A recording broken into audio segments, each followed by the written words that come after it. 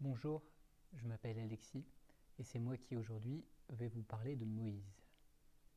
Pour cela, je vous propose qu'on entre dans ce temps en traçant un signe de croix et en se plaçant dans un endroit calme, si possible un coin prière que vous avez chez vous, avec par exemple une icône et une bougie si vos parents sont d'accord. Au nom du Père, du Fils et du Saint-Esprit. Amen. Je vous propose qu'on allume une bougie pour Dieu le Père, une autre pour Dieu le Fils,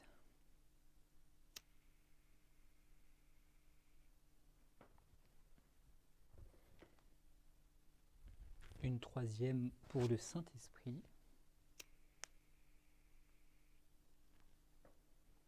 et enfin une dernière pour nous, croyants.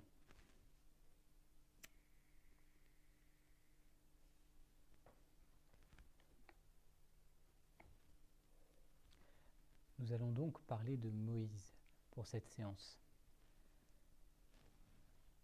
Nous allons pouvoir notamment nous rappeler des éléments que on avait pu découvrir les années passées sur la vie de Moïse et notamment son rôle dans la sortie du peuple hébreu d'Égypte, sa sortie de son état d'esclave pour le mener dans le désert vers une terre promise. Mais alors que Moïse était monté sur la montagne pour parler et entendre la parole de Dieu, le peuple qui était en dessous de la montagne s'est impatienté. Ils attendaient de vouloir revenir Moïse, qui lui était en train de parler avec Dieu, qui s'est révélé sous ce nom-là lors de l'épisode du buisson ardent. On peut prononcer par exemple Yahvé. Le peuple s'est donc impatienté, a pensé que le Dieu qu'il avait sorti d'Israël ne s'occupait plus, ne se préoccupait plus d'eux. Ils ont donc décidé de fabriquer un veau d'or et de prendre ce veau d'or comme un nouveau Dieu à la place du Dieu unique qui les avait fait sortir d'Égypte.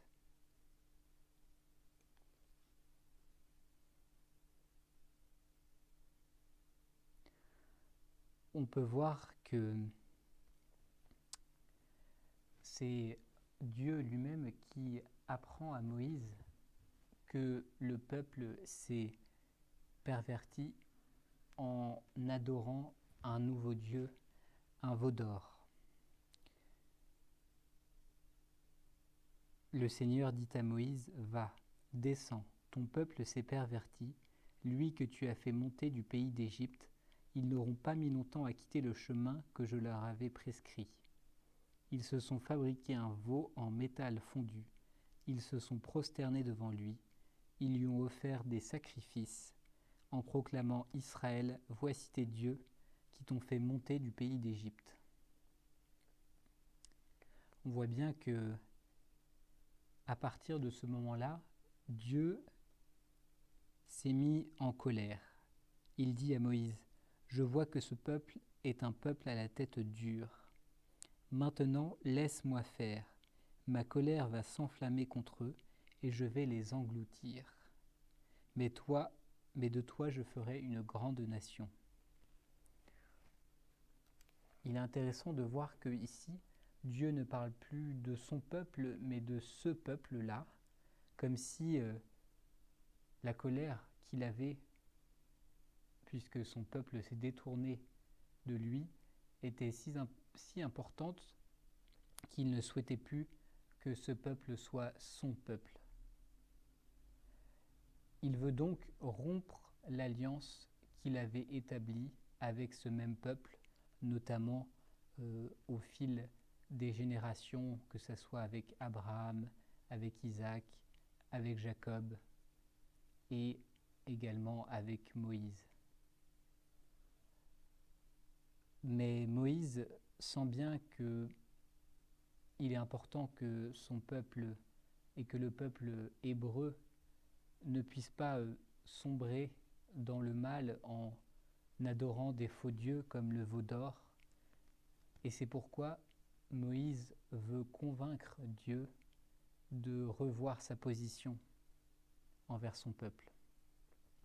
Il demande notamment à Dieu, c'est comme si Moïse lui donnait des conseils, ou en tout cas il lui fait une demande de sortir de sa colère, que Dieu ne soit plus en colère, malgré le fait que ce peuple soit à tête dure, comme dit Dieu, c'est-à-dire qu'il ne veuille pas reconnaître ce que Dieu a fait pour lui. Il demande aussi à Dieu de renoncer au mal qu'il avait prévu, puisque il parle d'une colère qui va s'enflammer et qui va les engloutir. Moïse demande à Dieu de sortir et de renoncer à cette violence et à ce mal. Enfin, Moïse appelle Dieu à faire mémoire de l'alliance qu'il avait construite avec ce peuple, et notamment lors de ce passage. Moïse apaisa le visage du Seigneur son Dieu en disant : « Pourquoi, Seigneur, ta colère s'enflammerait-elle contre ton peuple que tu as fait sortir du pays d'Égypte par la vigueur de ton bras et la puissance de ta main ? Pourquoi donner aux Égyptiens l'occasion de dire : c'est par méchanceté qu'il les a fait sortir, qu'il voulait les exterminer dans les montagnes et les balayer de la surface de la terre ? Reviens de l'ardeur de ta colère, renonce au mal que tu veux faire à ton peuple. Souviens-toi de tes serviteurs, Abraham, Isaac et Jacob, à qui tu as juré par toi-même : je rendrai votre descendance aussi nombreuse que les étoiles du ciel, je donnerai à vos descendants tout ce que j'avais promis, et il sera pour toujours leur héritage. On voit bien que Moïse est attaché à son Dieu, mais également à son peuple, et il veut que Dieu pardonne ce que le peuple a fait pendant que Moïse était absent. Alors, Dieu a donné raison à Moïse. Dieu accepte finalement les conseils que Moïse lui donne et lui dit, et on peut voir notamment dans la Bible, qu'il est écrit « Le Seigneur renonça au mal qu'il avait voulu faire à son peuple ». Mais maintenant, Moïse doit redescendre de la montagne pour aller à la rencontre de son peuple qui a, pendant son absence, adoré le veau d'or. Alors que Moïse redescend avec les tables de la loi, puisque ces tables de la loi lui ont été données et ont été écrites par Dieu lorsque Moïse était à la montagne. Lorsqu'il redescend avec ces tables de la loi, Moïse est en colère, parce que,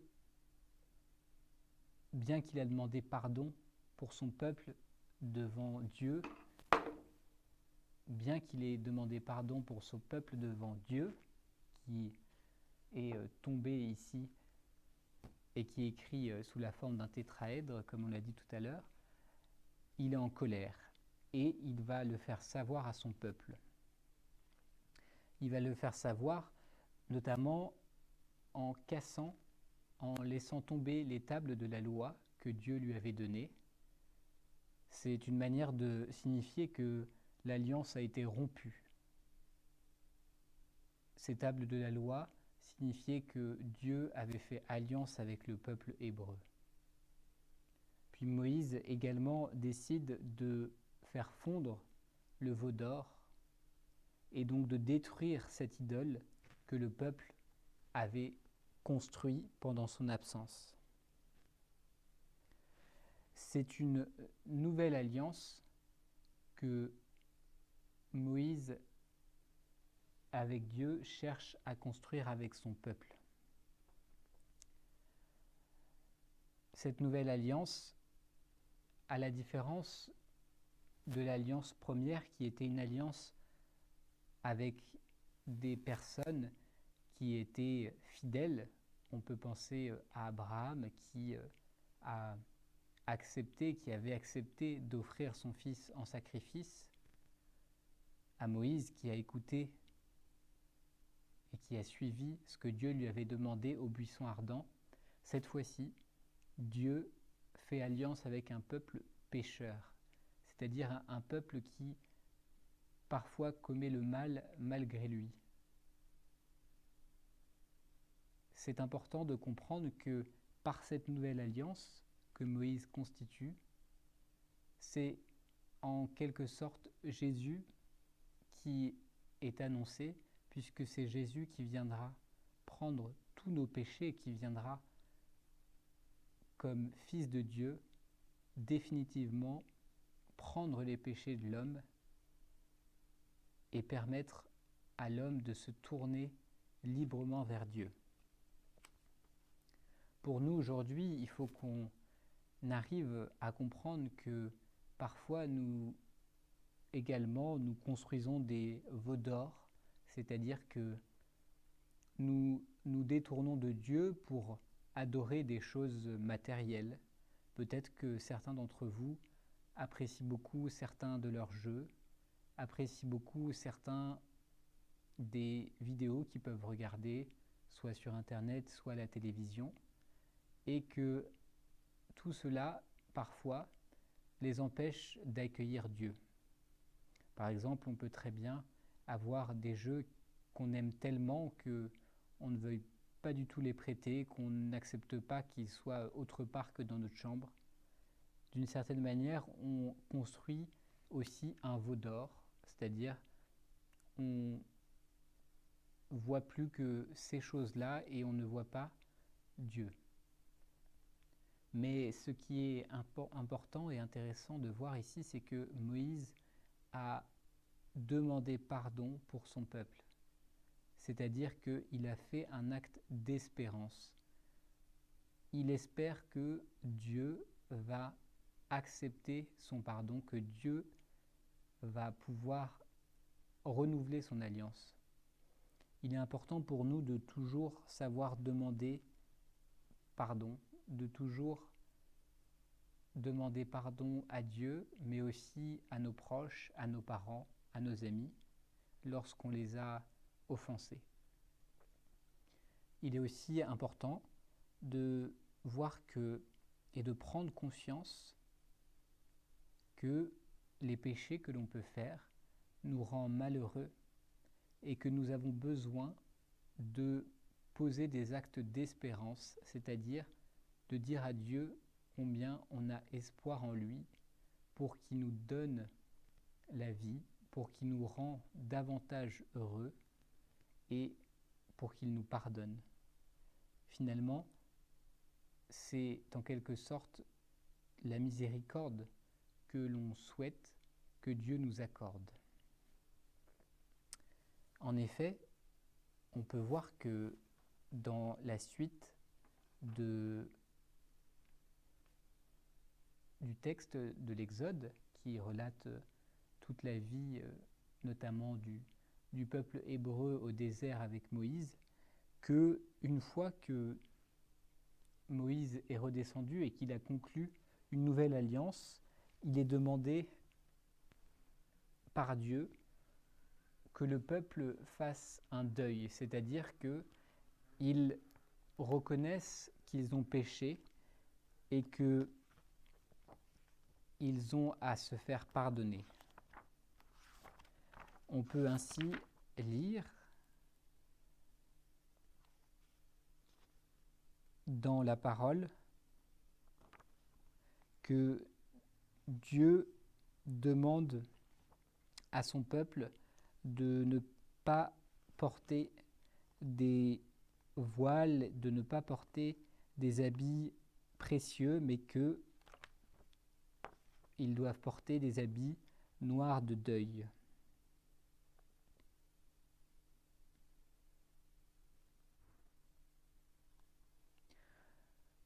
On voit que le peuple doit à nouveau montrer qu'il reconnaît Dieu comme son Dieu, malgré le fait qu'il s'est détourné de lui à un moment. Le peuple doit donc quitter ses habits de fête et prendre un signe de deuil.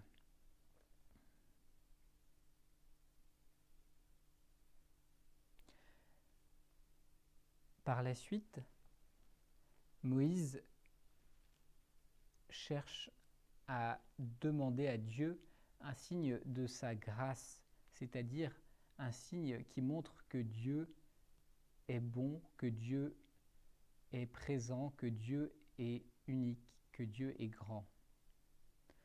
Pour cela, Moïse va donc à nouveau se rendre voir Dieu, mais cette fois-ci non pas à la montagne, puisque Dieu a demandé à Moïse de reprendre la route sur le chemin du désert, mais dans une tente. Cette tente est placée à l'extérieur du camp où le peuple se trouve, pour montrer d'une certaine manière que Dieu prend un peu de distance avec son peuple et qu'il n'est plus au milieu d'eux, mais à l'écart. Moïse demande donc la grâce de voir Dieu. Il demande à Dieu de contempler sa gloire. On peut le voir notamment dans le texte, dans la Bible, puisque Moïse dit « Seigneur, si tu ne viens pas en personne et ne nous fais pas monter d'ici, à quoi donc reconnaîtra-t-on que moi et ton peuple nous avons trouvé grâce à tes yeux ? Quand toi, Seigneur, tu marcheras avec nous, nous serons alors différents de tous les peuples de la terre. »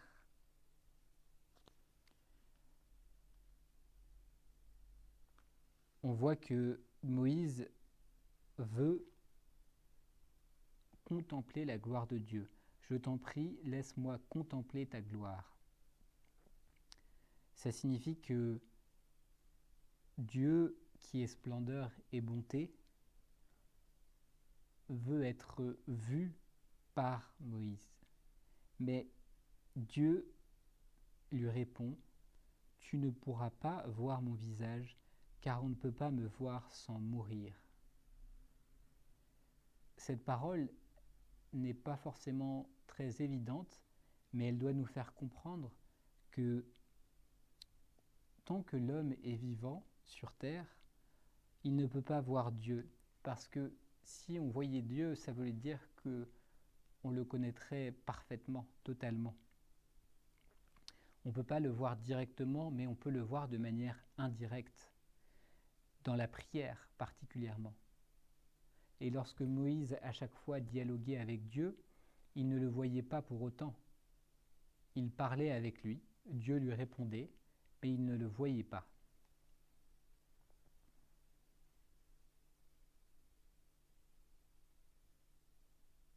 Mais Dieu va quand même accorder à Moïse une grâce particulière, puisqu'il va accepter qu'il passe devant lui. Mais il lui demande de le protéger, il demande à Moïse de se protéger en le plaçant dans un creux d'un rocher et en l'abritant de sa main, pour pas qu'il le voie. C'est en fait pour éviter que Moïse soit, connaisse totalement et parfaitement Dieu et qu'il soit ébloui par sa lumière. Il lui dit ensuite « Puis je retirerai ma main et tu me verras de dos, mais mon visage personne ne peut le voir. » Finalement, Dieu, par cela, nous dit que l'homme ne peut que suivre Dieu. Il ne peut pas se placer devant lui, face à lui, mais seulement derrière. Alors que Dieu passait à côté de Moïse, il lui proclama lui-même son nom, il passa devant Moïse et lui proclama: Yahvé, le Seigneur, Dieu tendre et miséricordieux, lent à la colère, plein d'amour et de fidélité. Tous ces mots-là, Dieu est tendre, il est plein d'amour, il est lent à la colère, il est plein de fidélité, il est miséricordieux. Cette fois-ci, Dieu se révèle un peu autrement que ce qu'il s'est révélé dans le passé. Alors qu'avant, lorsque Dieu se révélait et se montrait, il y avait plutôt des tonnerres, des vents, du feu, des éclairs. Cette fois-ci, c'est finalement dans le silence et dans un climat paisible et doux que Dieu vient révéler tous ces attributs-là. C'est-à-dire que Dieu est tendre et miséricordieux. Un Dieu tendre et miséricordieux, c'est un Dieu qui accepte de pardonner.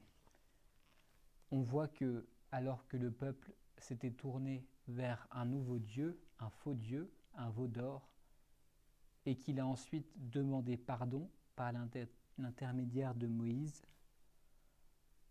Dieu accepte ce pardon et est miséricordieux. De la même manière, il est lent à la colère, plein d'amour et de fidélité. Lent à la colère puisque il ne va pas s'énerver, il ne va plus être impatient vis-à-vis de son peuple, mais accepter que parfois son peuple pêche et se détourne de lui. Il est plein d'amour et de fidélité, car, encore une fois, il est toujours miséricordieux. Même lorsque l'on pêche, Dieu est toujours là, près de nous, pour nous aider à lui demander pardon et à toujours l'accueillir à nouveau.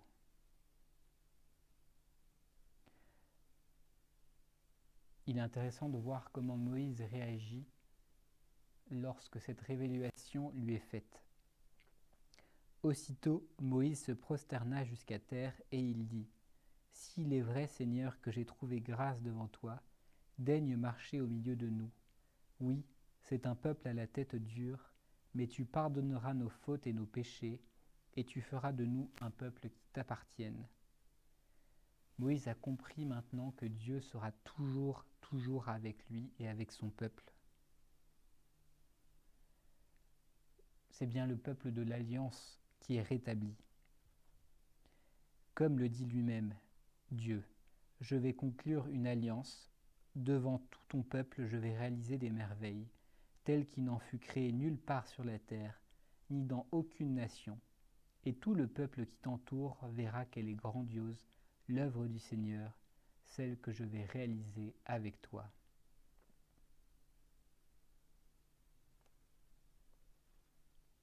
C'est une manière pour Dieu aussi d'annoncer qu'il donnera son Fils, qui nous montrera qu'il est l'agneau de Dieu, c'est-à-dire qui prend le péché du peuple, le péché du monde entier pour nous sauver. C'est une manière évidemment de nous montrer, et ça nous montre de manière incroyable comment Dieu est bon, Dieu est lent à la colère, Dieu est plein d'amour et fidèle, que Dieu est miséricordieux.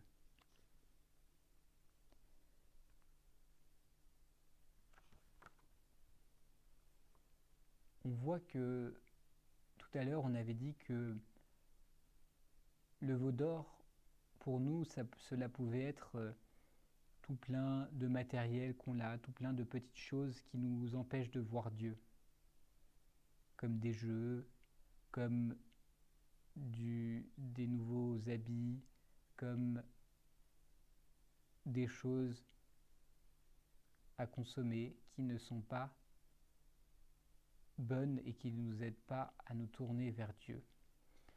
Il est intéressant de voir que le peuple ici a quitté ses vêtements de fête. En fait, il faut bien comprendre que nous devons arriver à voir pour chacun de nous, chacun de nos vies, quels sont ces vêtements de deuil, quelles sont ces choses que nous devons quitter pour pouvoir mieux être en contact de Dieu et pouvoir donc être plus heureux.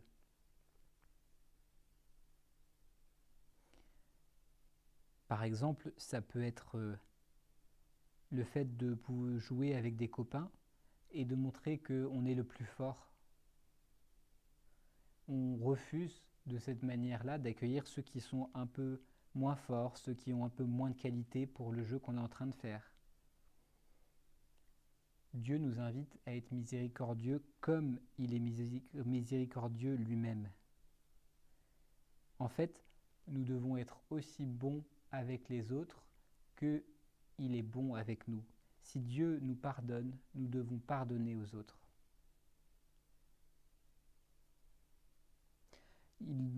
Pour terminer, je vous propose donc de demander à Dieu de nous faire la grâce de cette vertu d'espérance pour toujours croire fermement que Dieu vient à notre aide, que Dieu nous pardonne, et également dire merci à Dieu pour sa miséricorde, pour le fait que on pourra toujours marcher avec lui, toujours être fidèle à son alliance, malgré les fois où nous pourrons faire le mal. Nous devons bien comprendre que en choisissant Dieu, nous choisissons le bonheur.